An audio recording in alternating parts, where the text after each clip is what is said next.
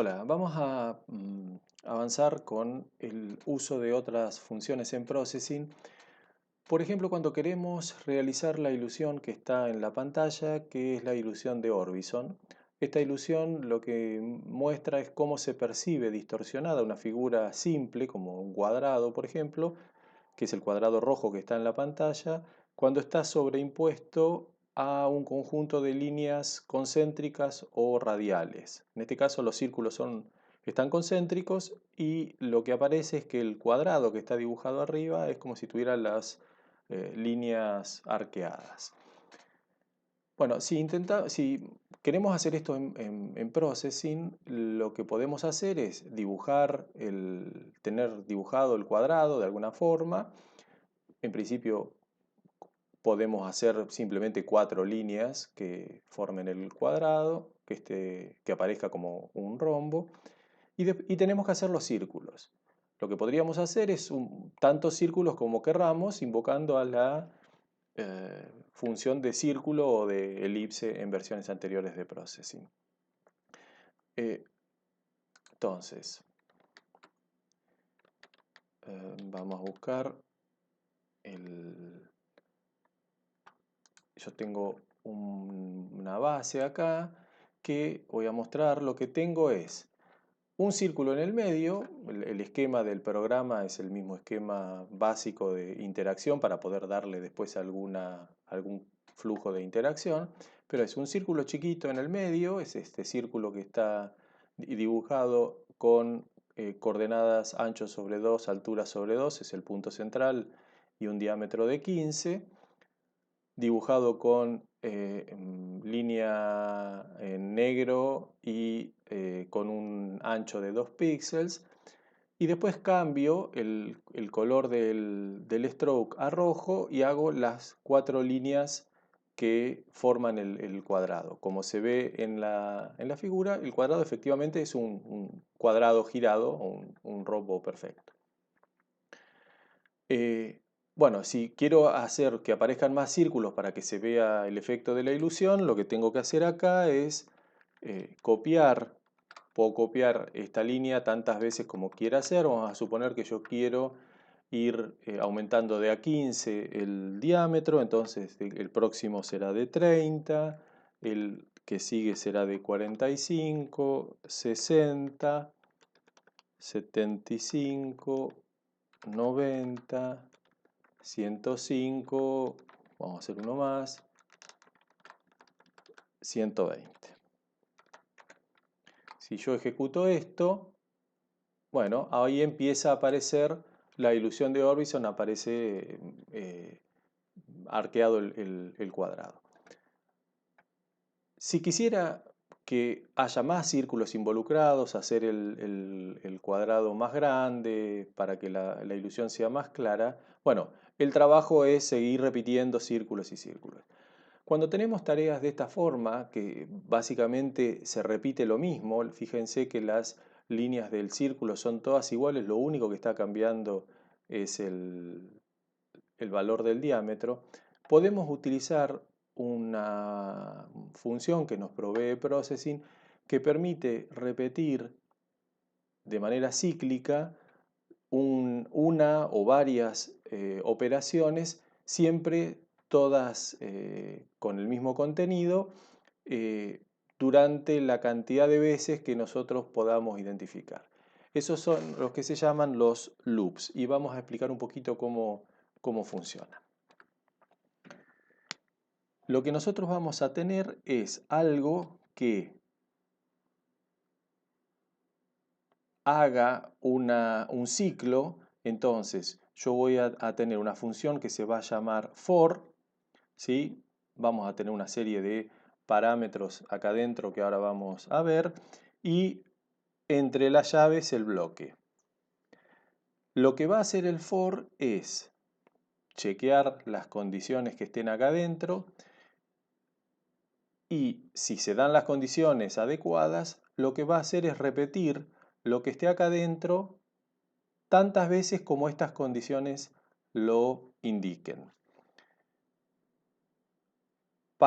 Una cosa que es importante es que para el ciclo del draw, el for va a actuar como una sola, como si fuera una sola línea de comando. Yo voy a tener otro comando acá arriba, otro comando acá abajo y todo esto se va a ir ejecutando en el ciclo del draw si lo hacemos. Es decir, que el for va a hacer todo lo que esté acá adentro y una vez que lo hace todo lo muestra y después sigue haciendo lo que está acá abajo. Vamos a ver qué tenemos que poner ahí adentro. El for va a recibir tres parámetros en su condición. El primer parámetro es la declaración de una variable que nos va a servir para ir ejecutando todas las acciones, una especie de contador, se puede pensar como una especie de contador. Que lo que vamos a hacer es declarar la variable. En general se suelen utilizar el nombre i para la variable que va a utilizar el for, puede ser de tipo entero y al mismo tiempo inicializarla. Entonces, por ejemplo, decimos que i inicialmente vale 0. Vamos a establecer, bueno, esto va a seguir cuántas veces, cuánto tiempo. Por ejemplo, bueno, mientras pase que i sea menor que,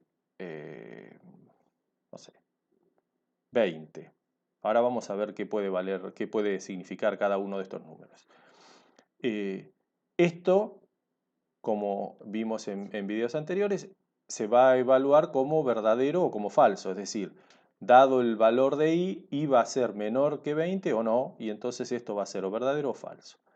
Y la última es cómo se va modificando el valor de i en cada paso. Entonces podríamos decir que i se incrementa en 1. Entonces, si yo hago esto así, para el ejemplo que nosotros estamos haciendo de Orbison, lo que podríamos decir es, yo voy a querer tener 20 círculos, el i lo que me va a representar es cuántas veces quiero dibujar un círculo, por ejemplo, y lo voy a ir incrementando de a uno, es decir, voy a dibujar primero el círculo 0, después el círculo 1, el 2, el 3, el 4, el 5. Cuando llegue al 20, ya no lo va a ejecutar porque 20 no va a ser menor que 20, va a dibujar hasta 19. Entonces, yo podría tener círculo en ancho sobre 2, altura sobre 2, y el diámetro va a ser el número del círculo que le habíamos puesto por el diámetro que queremos, para que se vaya agrandando. Entonces podría decir que sea i por, habíamos dicho que queríamos que inicialmente fuera de 15. Entonces, para hacer este for, ¿qué es lo que va a hacer Processing? Toma la variable i, que tiene un valor 0, ¿sí? Y ejecuta lo que se le pide porque acaba de chequear. Esto se verifica, entonces hace esto.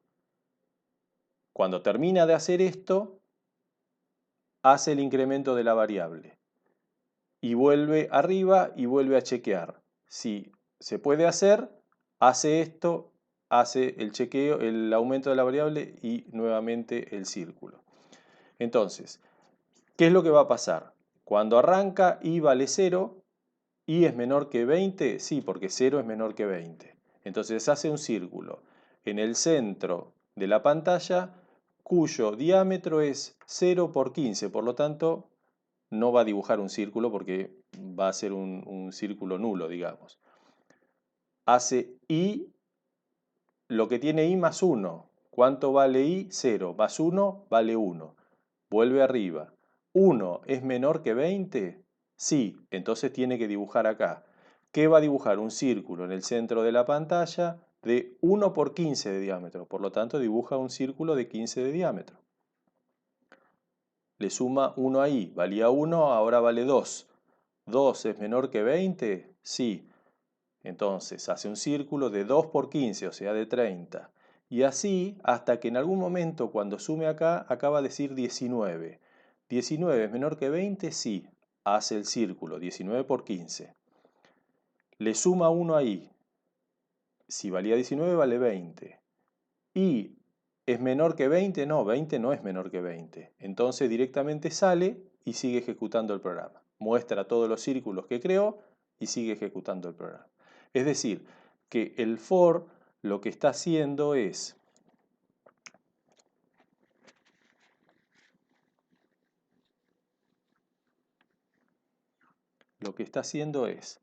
tiene una condición, en este caso era y tengo un valor inicial de i que es 0. I es menor que 20, ¿no? Es la condición que tiene que medir. ¿Es verdadera? Hace lo que le habíamos dicho que era el círculo, suma lo que hayamos puesto en el acumulador, ¿sí? Y vuelve a la condición. Si esto no se da verdadero, cuando no se da verdadero, sale y sigue ejecutando el programa. Entonces, el ciclo del for es, le ponemos la variable, el valor inicial de la variable, lo chequea contra la condición. Si es verdadero, hace lo que está dentro del for. Aumenta, incrementa el valor de la variable como le hayamos dicho que lo tiene que incrementar. Vuelve a chequear la condición y así va chequeando hasta que en algún momento esa condición ya no es verdadera. Entonces sigue ejecutando el loop. Si implementamos esto en nuestro código, lo que vamos a tener es que vamos a reemplazar todos estos círculos y vamos a decir, voy a tener un for con una variable i entera que originalmente vale 0, punto y coma. La condición con la cual tiene que determinar si sigue o no. Voy a decir, lo va a hacer mientras i sea menor a 20, punto y coma. ¿Y cómo se modifica el valor de la variable de un paso al otro? I más 1. Podríamos decir, i es igual a i más 1. ¿Sí? Esta expresión, i es igual a i más 1, es lo mismo que poner i más más. Y en el bloque de código lo que vamos a tener es el círculo, pero ahora el círculo no va a tener un número fijo como diámetro, sino que lo que va a ser como diámetro va a ser la multiplicación del valor que tenga i en cada ciclo por los 15 que habíamos decidido. Entonces, si yo ejecuto esto, ahora tengo los 20 círculos que hice, ¿sí? En realidad voy a ver 19 porque el primero no lo voy a ver. Y arriba quedó dibujado el cuadrado. Una de las ventajas que tiene el for es que si yo en algún momento quisiera o poner más círculos, lo único que tengo que hacer es decir, cambio el valor ahí, la cantidad de círculos que estoy dibujando y con un solo cambio hice la modificación completa del programa, o si en lugar de cambiar la cantidad quisiera cambiar el espaciado de los círculos en este caso, cambio ese valor y automáticamente cambió la manera en que se dibuja la ilusión. Obviamente en este caso, bueno, al cambiar, hacer tan grande la separación entre los círculos y mantener fijo el cuadrado, la ilusión se pierde, ¿sí? Pero bueno, el for lo que nos permite entonces es hacer ciclos de líneas de código que se repiten, haciendo pequeñas variaciones entre cada repetición, si es que hay que hacerlas. Puede ser que no haya que hacer una variación, pero si hay que hacer una variación, por ejemplo, en este caso, el diámetro del círculo, lo que vamos haciendo es utilizando las tres condiciones. La variable inicial, que es la que voy a utilizar a lo largo de todo el for, cuál es la condición con la que voy a salir del for, y cómo va cambiando el valor de esa variable de un ciclo del for al siguiente. Con esto tenemos una primera versión inicial del uso del for.